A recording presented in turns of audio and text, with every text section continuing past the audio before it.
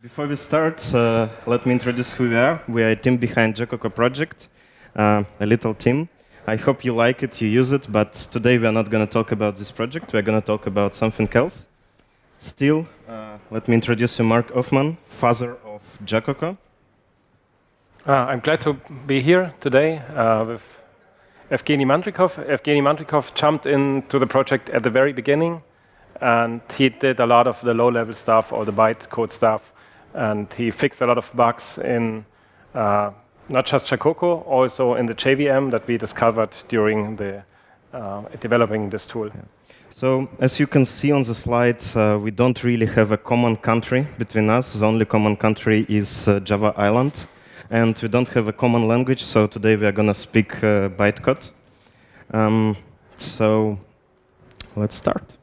So there's a few use cases for actual bytecode engineering. So you don't do that if you do a high-level application development, but if you build low-level tools like compilers, you might need to process class files, the content of class files. So you might need to read it or to write it.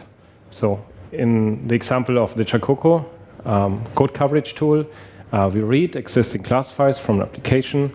We understand the control flow, we modify it slightly by inserting probes, and then we write it out again. So these are the use cases you can have if you work with bytecode. For writing with bytecode? Do we use some library or we just right. do the... You should definitely use some library. There's a few out there. A low-level library, which is well-maintained and catches up with the latest Java specification in time, is the ASM bytecode manipulation library. The library allows us to read class files and to write class files. For this, you have classes like class reader or class writer. And internally, there's two ways to process the data. So one way is to use the visitor API. With the visitor API, you have a list of interfaces where you get events, basically method calls, and the method calls reflect the structure of a class file. So when a class file is parsed, the class reader will emit a series of events which reflect the content of the class file. On the other side, you have the class writer. It implements the same interfaces, and if you emit events to the class writer implementation, you get out the binary class file again. So you have like an abstraction, and you can work on the actual semantics of the class file. There's a different version of the same API, which is somehow related, but which has a different strategy. So working on this sequence of events might be tricky. If you, for example, need to see the whole picture, how the class is internally structured. And there's also the so-called tree API. What is happening here is that actually the content of the class file is materialized in Java object, in the structure of Java objects, and you can navigate that. And after that, you can write down this structure, this in-memory representation of the class file, write it out again. So there are use cases for both. We will see examples for both of them.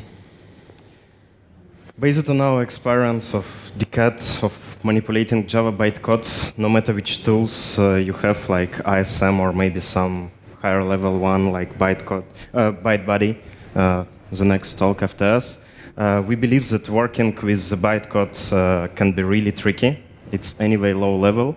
Anyway, you're going to see during this talk quite some creepy error messages that you usually don't get. And so we believe that you should do bytecode manipulation using test-driven approach.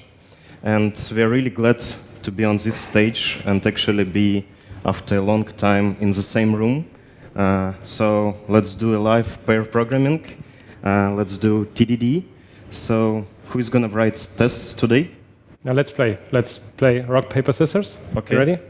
Ready? One, two, three.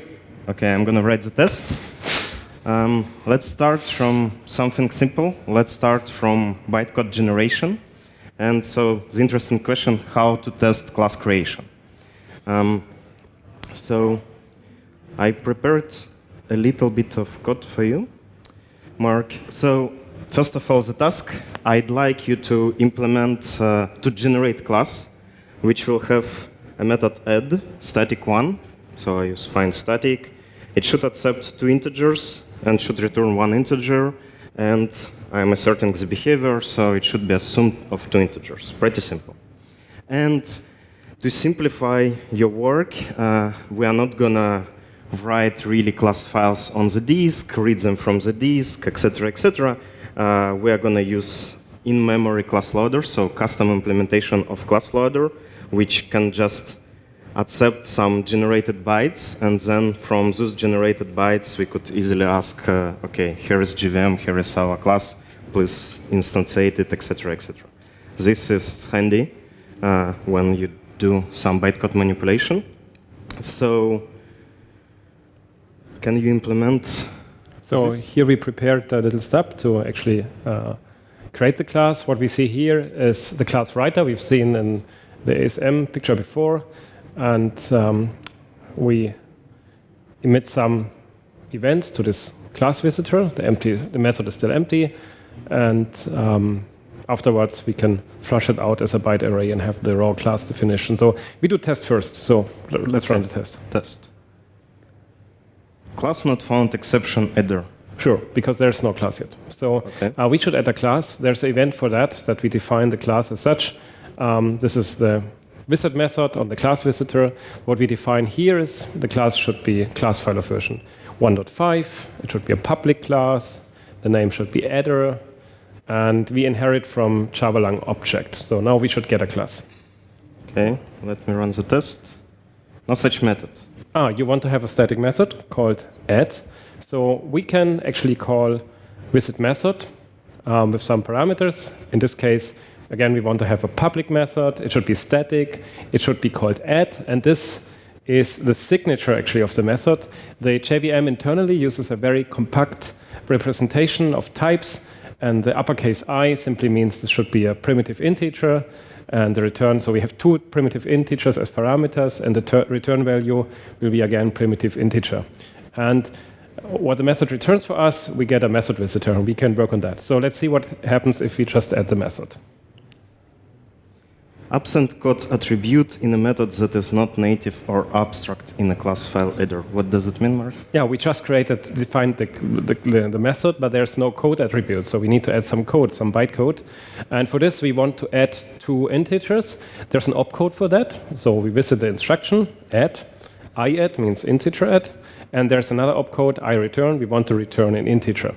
So let's see what's going on now if we run the test. You believe you're done? Probably not, but that's why we have a test to see. Okay, let's run it. Arguments can't fit into locals in class file header. Okay, maybe switch to the slides.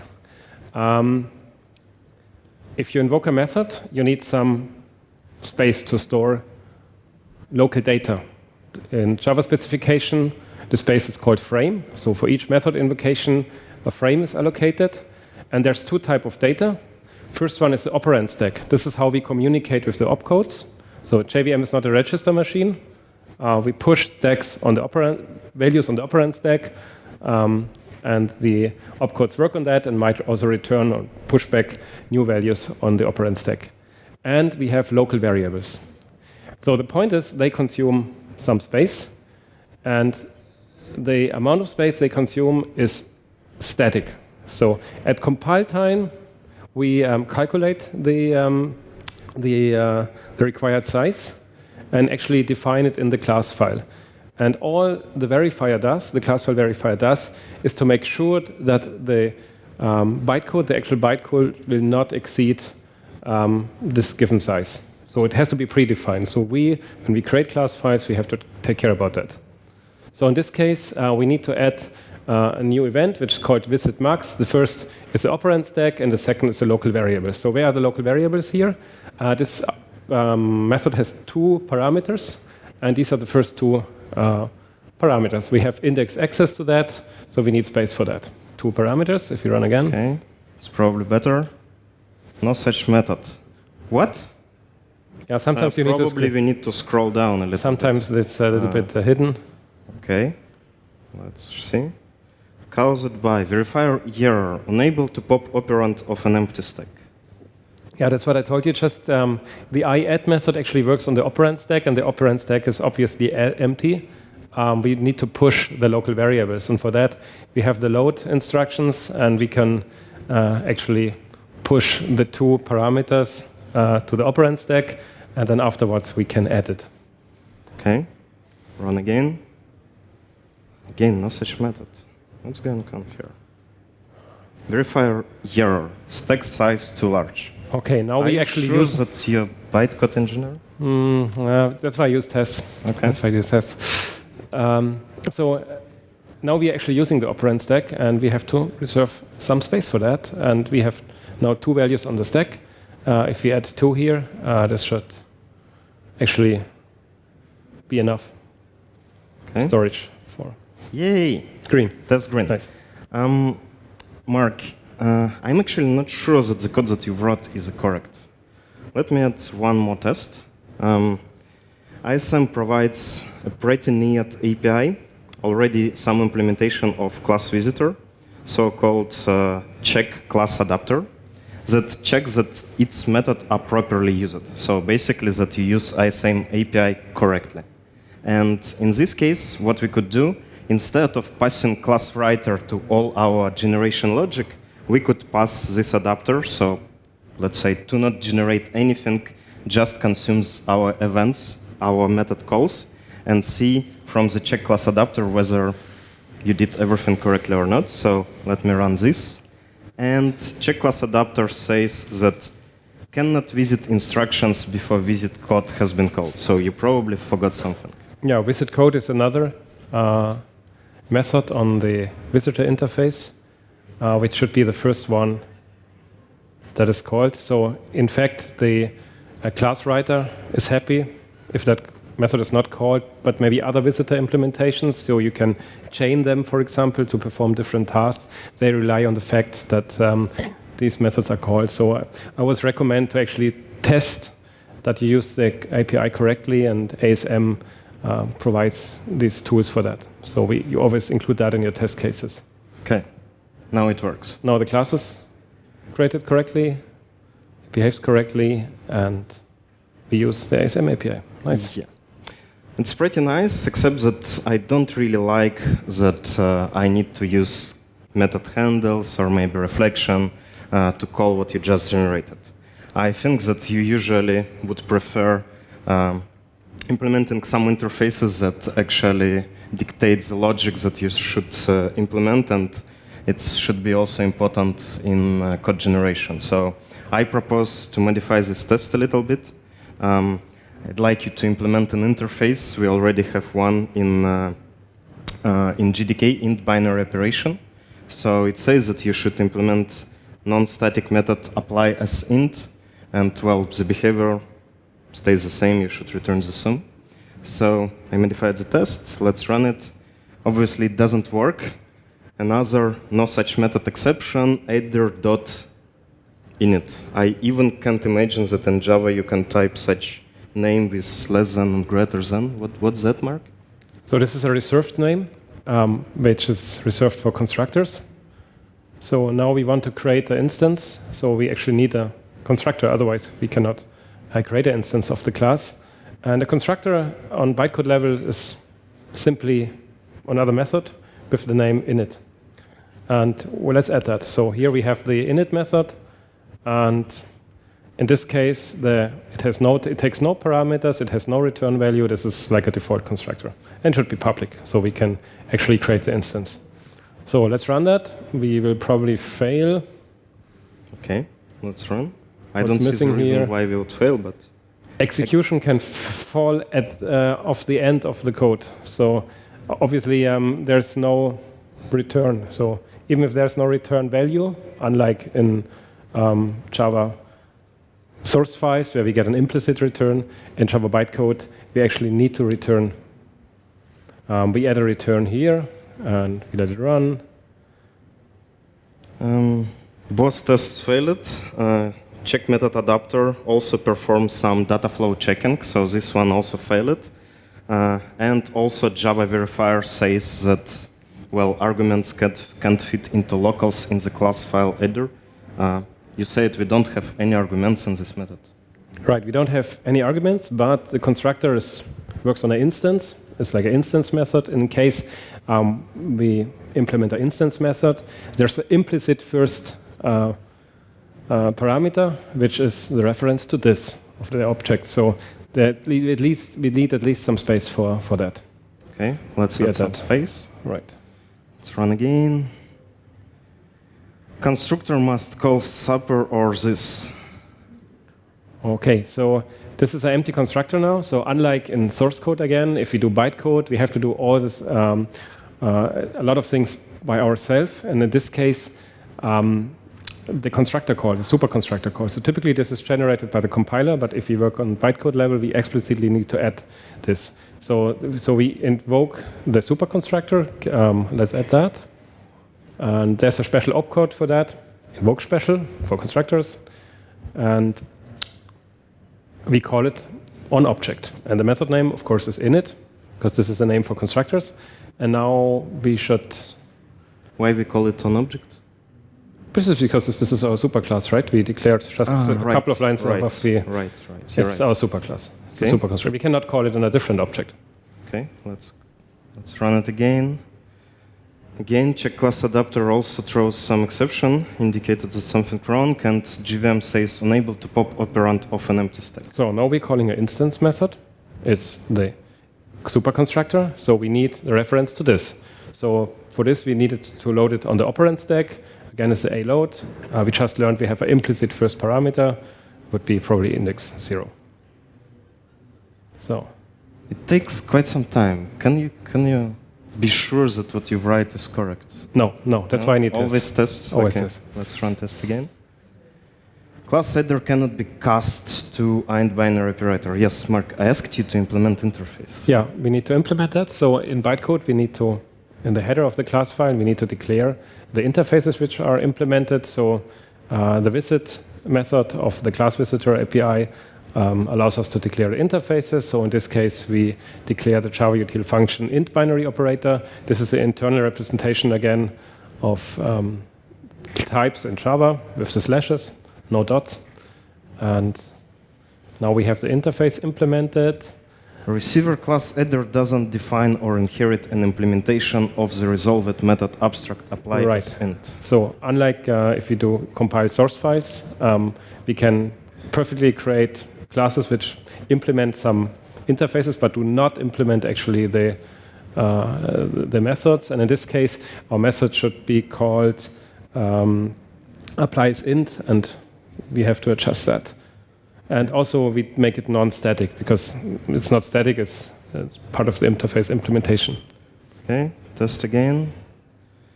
What do we get here? Arguments can't fit into locals. Locals again. What did you forget? So maybe now implicit this? Right, it's not static anymore, so we get one more, and we add that.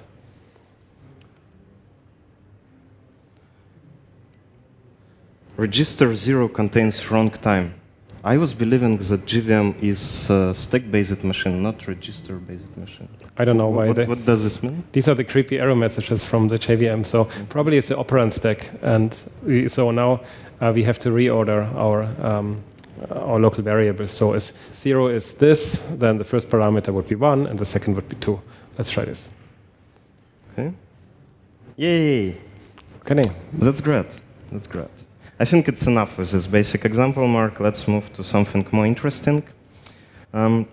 So far, we've seen what happens if exception is thrown by verifier. So far before our code is even executed. Just during the loading of our code, verifier verifies bytecode, finds some anomalies in it, and even doesn't try to execute it for security reasons. And so now I'm really curious what is going to happen if really our generated code gets executed and exception happens in it. So let's try to implement this. Again, let's start from the test. I want to implement you a runable interface called exception runable because I want you to cause some exception. I don't really care which one, so assertion of some exception, whether it is null point or array index out of bounds, whatever you want. Can we do this? Sure. We already know to implement an interface and to implement a method. So in this case, so we already have generation of constructor. I already created a method for you. Right. Just write me the code that throws an exception. So it's running exceptions straightforward. We need to create an instance of an instruction. There's a new opcode to create a new instance. And then we must not forget to actually call the constructor. This is the invoke special. And afterwards, we throw it, a throw. So all the opcodes which are prefixed with a typically denote objects, work on objects. So exception is an object, we throw that. I'm sorry, Mark. You skipped this one. What this bit is? This basically duplicates the last value on the operand stack. So see, we create a new instance of the exception here, of the object, and now we need to do two things. First of all, we need to invoke the superconstructor. This will consume the instance from the operand stack, and after that, we need to want to throw it. So, and instead of storing it in a local variable, the typical trick is that you duplicate it on the operand stack, and you can pop it off twice. Okay, let me run this. Oh, that's perfect. My test passes. Yeah, I'm learning. You're getting better now, yeah. Let me check what you're actually throwing to me, so I will just print it on the console if you don't mind. So, what do I see here in the console is pretty interesting. I asked you any exception, and indeed, IO exception is kind of any exception, but you know what? It's checked exception. And interface runnable, it doesn't allow any checked exceptions. How you did that? Yeah, this is only if you use Java language in the compiler. The JVM does not know about checked exceptions, so you can throw any exception. So if you don't like checked exceptions, who doesn't like checked exceptions? Okay, the JVM is perfectly prepared for that. Okay, another interesting thing here, which I could observe, is any other element of stack trace except your generated class. It contains pretty handy information. It contains source name and line number, which is quite handy for debugging. I use it for debugging to jump to some location. So if you generate some code, I would really like to see, instead of unknown source, something that I could correlate with my code. So let me actually modify a test a little bit. Let me add an assertion on a top stack trace element. So it's okay, it's exception runnable from the method run. And I'd like to see that actually the source file name is any name you like.c. I really like C, you know. And line number. I want to see line number. Can we do this? Do you know? Sure. So this is debug information, which can be embedded in the class file. And ISM library offers APIs for that. So first of all, for each class file, we can add information. What is the source of that? So we want to have any name you like, any name you like. So you should get the source file. Okay, let me run it. Yeah, okay. See, expected any name you like .c mark. I like C, not .java. You can't compile C from Java to Java to I'm JVM. pretty sure you can. Can I just modify your code? I want to see. Yeah, here. we do to C. .c. Okay, so this is we add debug information here. Line number missing, Mark. Okay, now we want to add line numbers. Line numbers is not that simple, because imagine you have a method and there's a bunch of opcodes and instructions, and there can be many lines assigned to it. So what you basically do in the class file is you have a table where you denote or where you map opcodes to line numbers. Say, okay, this range of opcodes go to this line number. Internally in the JVM, if you do references to other opcodes or to opcodes, this is index-based. So basically it's a byte array, and you say, okay, it's opcode at position 27. And that's not so handy if you work on APIs. So ASM introduced the concept of labels. So you can declare label. Label is simply denoted by its instance. You create a new label. And visit label means simply you insert it in the flow, and then you can assign 9 numbers to labels. So this means all the opcodes in this method are assigned to line 1, 2, 3, 4, 5. And if we execute it, we should also see that line on the stack trace. You'll probably see. My test passes. Pretty good, Mark. Pretty good. I'm really, really impressed. So let's move on. Now that we know that we can have exceptions in generated code, I'm really wondering how we're going to deal with exceptions in the bytecode.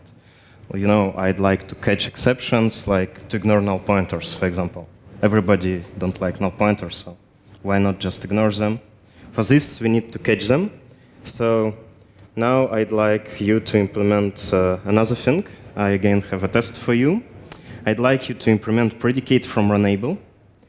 If the runable throws exception, you just tell me that, yeah, exception happened, so you tell me true. And yeah, well, if there is no exception, you tell me false. Pretty simple, right? Can you do this? Sure, sure. I mean, at least I can do one case. I mean, I can somehow execute your runnable, and let's see whether... As before. As before, yeah. Right. This is my method, so I actually load the first parameter, which is the runnable, and then I invoke the runnable, the run method on runnable. That's it. So the happy case should work now. Are you sure? I asked you to return me false or true. There is no return. I can run it, but it's not going to work. There is no return. Ah, then we need to add return, sure. Failing off the end of the code. Right, and you want to have Boolean, right? I want to have Boolean. Okay, here's something you need to know. JVM does not know Boolean type at runtime. So JVM simply uses 0 or 1, like good old C days, and this is how we return a Boolean value. So you simply pop null value on the operand stack and return that null value. That's a Boolean in Java. What I means here? I is again integer, so a constant. Not Boolean, integer. Integer. Okay. It's integer, and I returns an integer value. At runtime, there's no Boolean value in the bytecode. Okay, let's run it.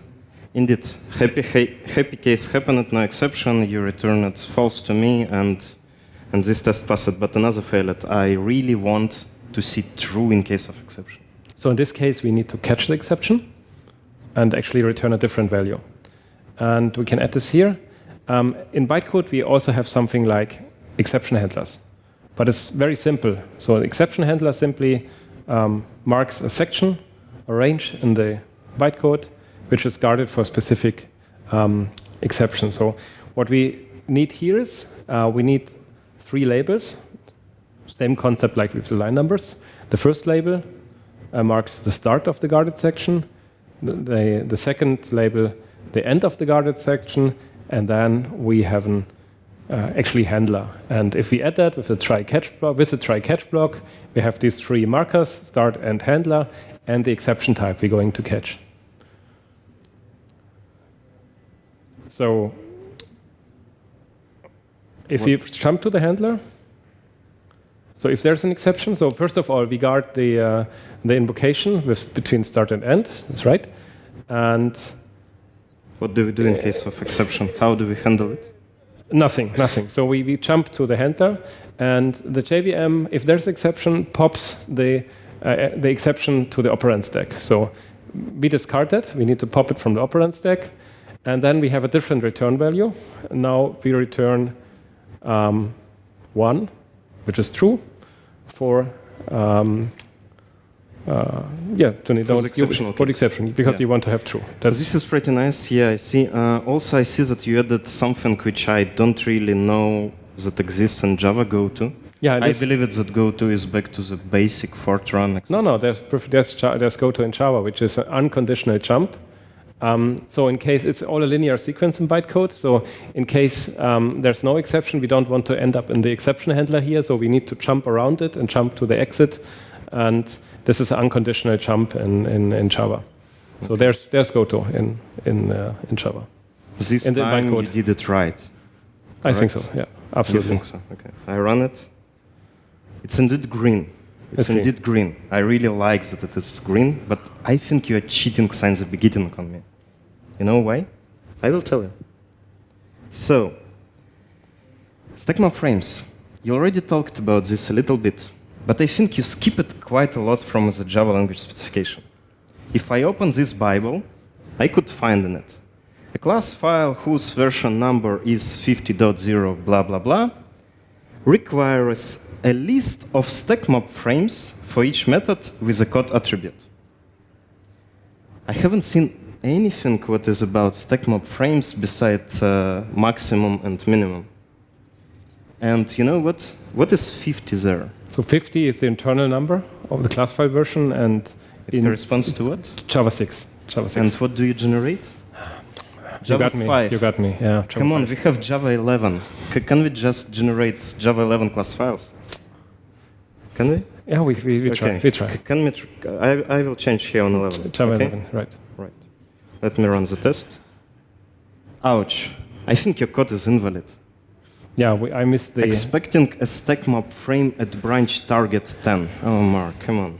I missed the frames. Yeah, getting frames right is like really tricky, and I try to avoid that. So for the sake of the talk, I didn't want to do that. How to get it right? I'm really sorry. I screwed up a little bit. Windows. Ah. Okay. Yeah. How to get it right? You don't know? You want to help? We can maybe have a look at it. What is the theory behind this and why we actually need it? Yeah. Okay. Let's first learn the theory. Yeah, I know it's important. Yeah. So, can you maximize that so we have a nice? Yeah, I probably can. Thank you. So we have a series of instructions in the class file, and the local data is actually stored in the frame. And for the frame, we have the operand stack. We've seen that before, and we have the local variables. And we can read and write to both of them. So we push in data, we pop data, we write to local variables or read local variables. But with the frames, there's no type information. Just slots, like slot 1, 2, 3, 4 for the local variables.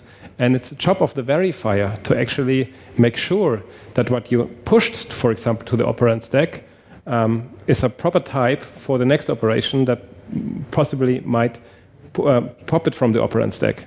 So the verifier has a kind of tough job here, but it's easy in this case. So we have a linear sequence of instructions, so it's quite easy. But this is not real bytecode. If you look at a real instruction, a real application, it would probably look like this. So you have some control flow in between. And so we have two different paths, and both paths might modify the data in the frame differently. And then there's a point where the control flow merges, and now what are the effective types on the operand stack or on the local variables? And for this, because this is like kind of tricky task for the JVM, with Java 6, they introduced something called StackMapFrame. StackMapFrame is additional information which gives type information for all currently used operand stacks and all local variables. So the verifier can now, with less effort, can actually make sure that the StackMapFrame is correct, but it don't have to recall. Okay, Mark. I think you can talk about StackMapFrames like for hours. Why they're there, we will leave it a little bit beside, okay? You guys, you could find a great presentation of Nikita Lipsky here from G-Point, like 2 years back, which explains why stack map frames were introduced. This is not so interesting for our talk. For us, it's more interesting how to get them right, how to test this, how to generate them. So, can we do this? I will write test. Maybe you can help me with the test. Yeah, I will write test. So, we want to know which frames we should generate, and for this, there is a handy trick. Let me create one helper.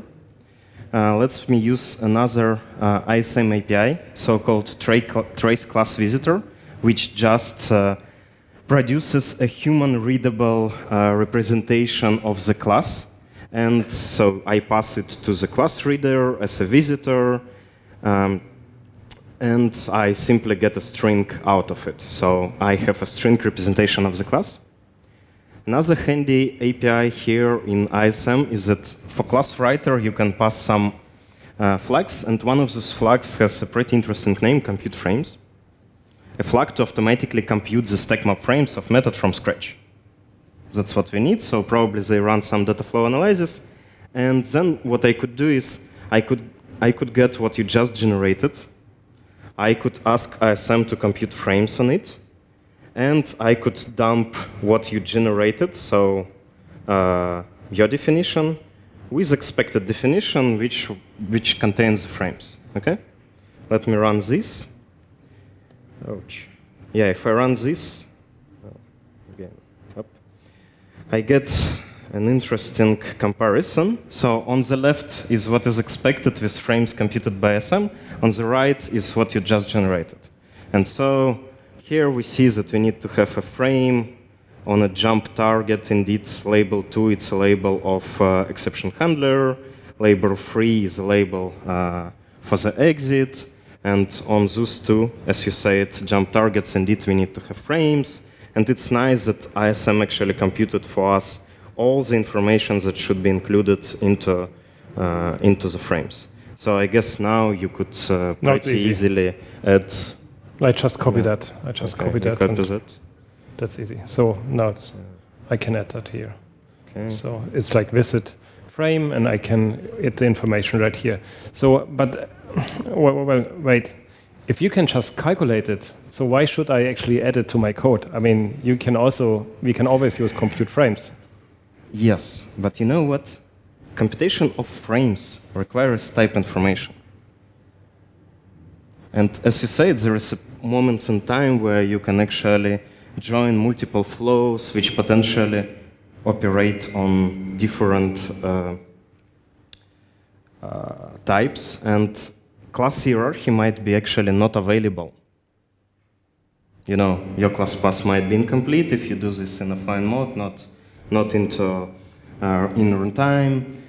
Parent types might be not yet actually loaded, so by trying to load them, you will cause some overhead, etc., etc. And imagine another pretty weird case where you generate a class which is involved in the computation of frames, so you couldn't actually load it. And I would like also to point you on the implementation of these compute frames. Class writer has an interesting method, getCommonSuperClass, which is actually involved into the computation of frames. So it computes a common supertype of the two given types. It indeed does a class loading, which might be not the thing that you'd like to do.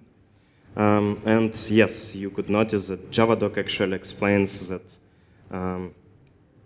it can be overridden, in particular without actually loading any class, or to take into account the case when class that is currently being generated, So in real world, I wouldn't advise at all to rely on the compute frames. For the tests, it's pretty handy. We can see which frames we are missing. We could adjust our generator, etc., etc.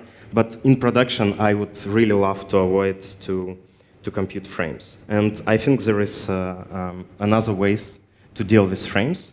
So as we already seen, there is visit frame. You use it. You could also use it to track existing frames.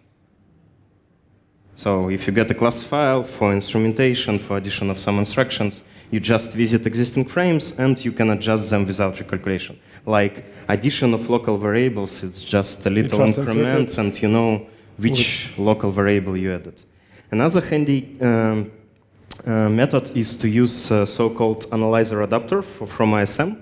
Analyzer adapter allows you, as you've seen, frames are inserted only in certain positions in a class. Analyzer adapter allows you to track state of a frame in a sequence of instruction after each instruction. So you can actually track this, and at a time where you need to modify the sequence and insert some jump there, you will know the current state. And those two methods, they do not cause class loading and so on. So this is pretty handy. But I think we talked a lot about frames. I think we should move forward a little bit. There's another use case. Yeah, there is another great use case. We talked a lot about class generation. Another use case, for example, we use it in Jokoko, is to analyze already existing class files. So let's go to the analysis, and let's do something interesting, more interesting than generation. Let's count number of lines in a given class. So I'm really interested in the following operation. I will have some source file, Java source file. I will compile it with Java compiler, and then you will compute how many executable lines in the class file. And to do so, it can be really tough to call the Java compiler, etc., etc. So to do so, I will simplify test a little bit, I will have another helper for us. So, oh, sorry, I need to move forward a little bit. So, yes, here is our target. This is source. I'd like it to be compiled. Then for testing, I will be again using class loader, but in a little bit tricky way. So I know the class name, and then I probably know in which file this class is located, so I could actually ask the class loader to get this class file as a resource. I can read all its bytes, and I will pass it into your log counter, and then you will operate on those bytes. So, do you like this way? How do you load it? Yeah, just class get loader, get resources As a string. resource. So you assume there's a class file. Yes. Isn't there always class file on the disk? No? Would you do that in production? No, I wouldn't. I wouldn't.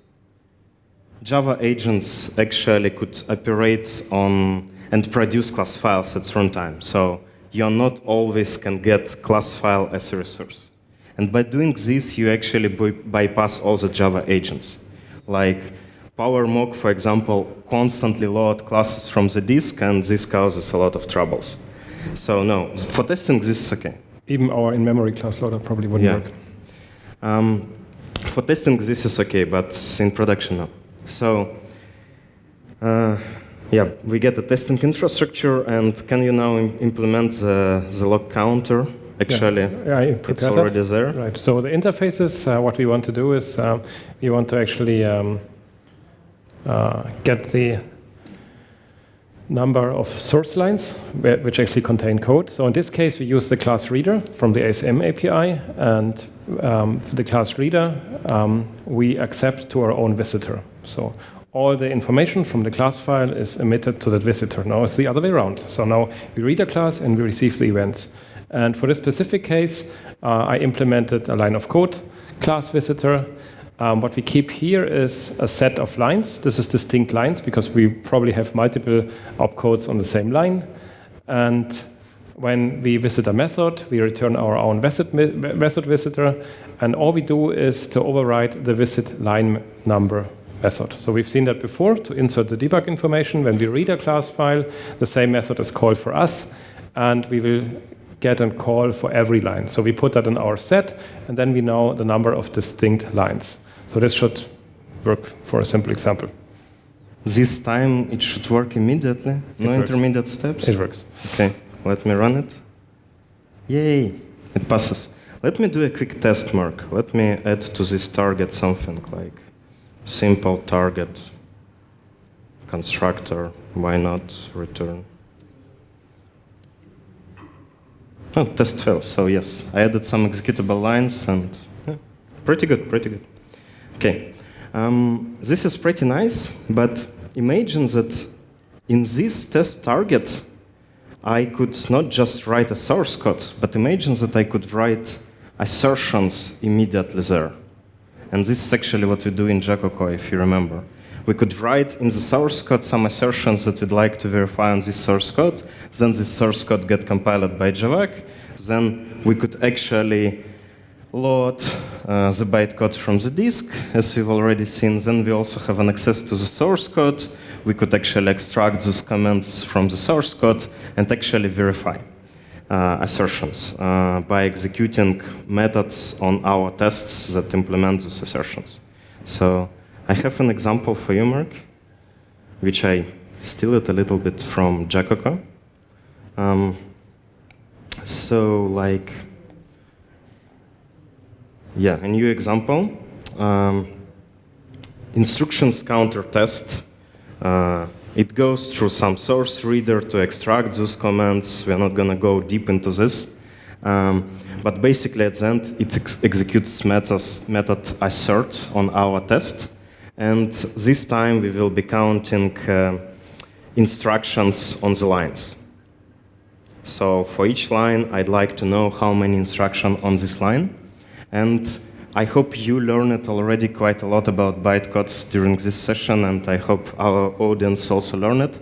So this time, I'd like you to help me and to participate in generation of test case and our audience as well. So let's start from something simple. We have a method, no operation. We don't do anything. There is 2 lines, first line of a method, second line of a method. How many instructions do you think on the first line? Like, who thinks that there is 0? I think so. 0 instructions. Okay, maybe 1 instruction. One instruction. 1. I think. Okay, 2. Like, not 0, not 1. Do you think there is 2? Okay, let's try with 1. Why not? Let's try with 1. What about second line? Any ideas? Return, right. The implicit return is here, so probably also 1, right? Okay, 1. And would anything change if the method is actually a constructor? Like, this also method, also nothing inside, but it's constructor. This to the stack on the first line. Before return? And where return? But okay, basically there is 2 lines. Should it be like 1, 1, 1, 0, 0, 0, 2, or?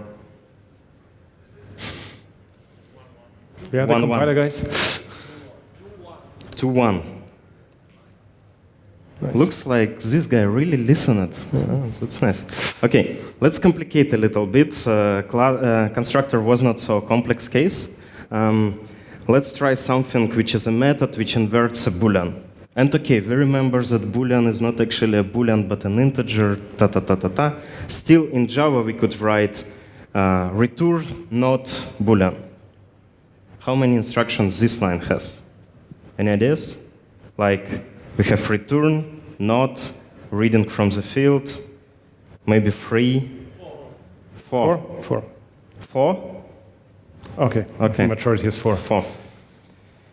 So, I guess you already have an implementation, right?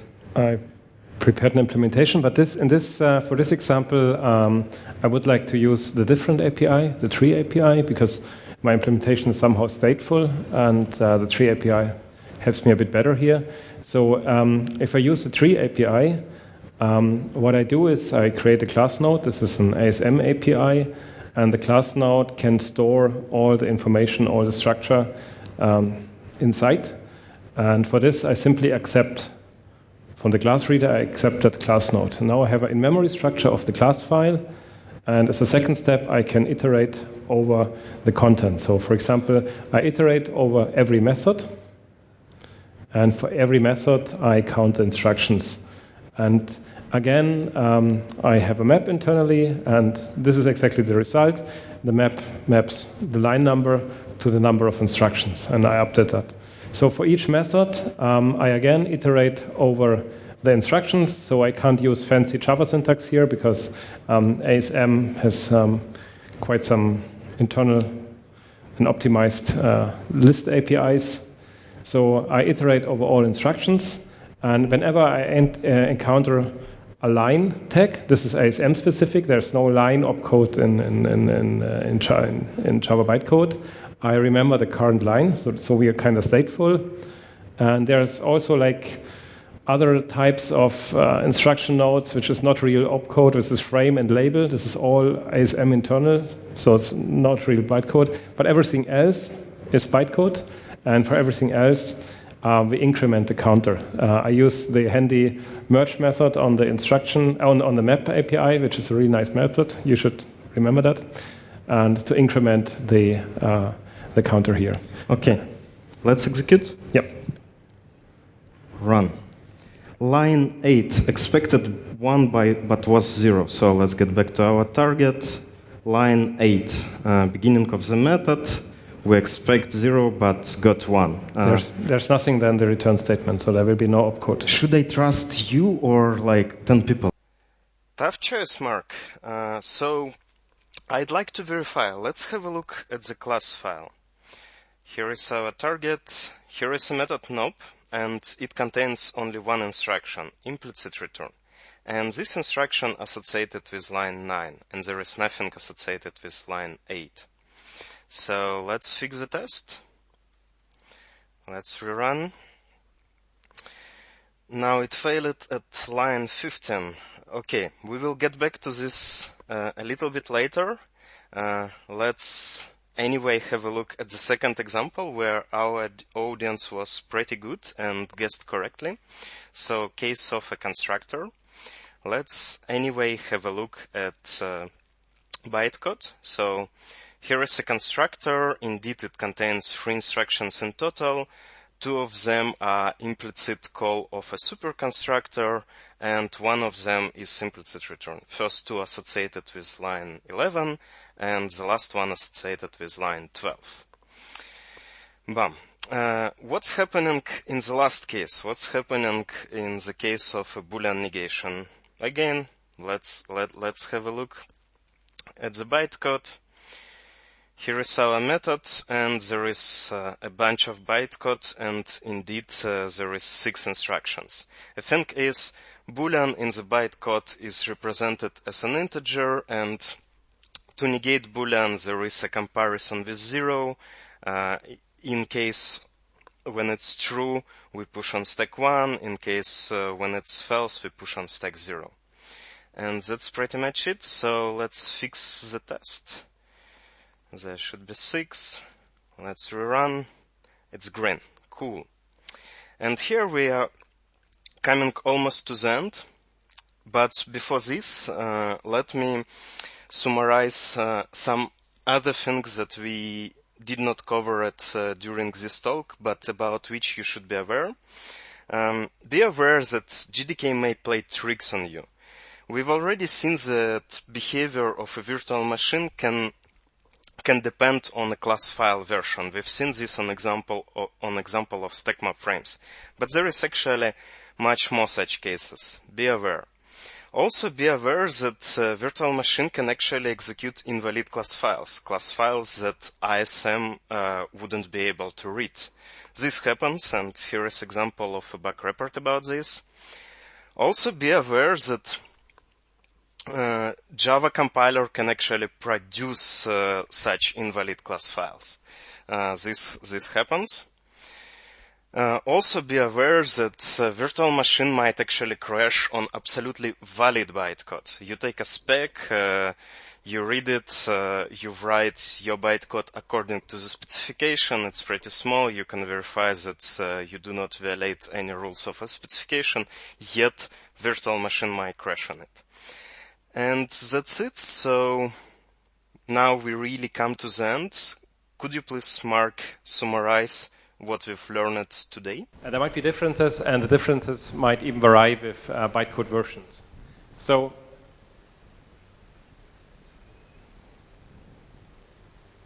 the implementation as well as the specification of the semantic of bytecode might change with class file versions. So we always recommend to test all the JDKs you're targeting with your tools.